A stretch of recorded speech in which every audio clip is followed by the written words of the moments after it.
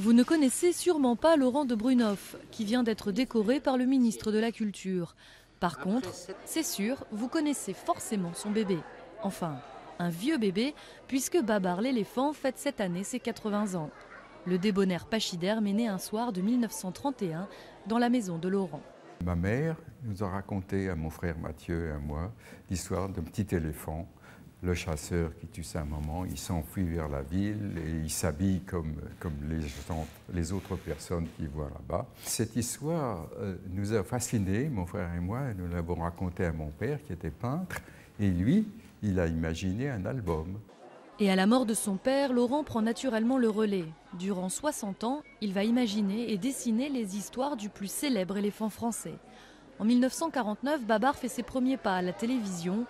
Aujourd'hui, ses aventures sont traduites dans 27 langues et 13 millions d'albums ont été vendus dans le monde. Il rend compte d'une culture peut-être française, d'un certain bon goût, d'un art de vivre qui plaît aussi à l'étranger et qui est aussi très rassurant et qui est, il présente bien Babar. C'est un bel homme éléphant. L'exposition qui ouvre ses portes montre l'évolution du gentil héros, des premières esquisses à la version 3D. Archi connu, il séduit les enfants, certes, mais surtout les parents. Finalement, ce sont eux qui en parlent le mieux, car Babar a aussi bercé leur enfance.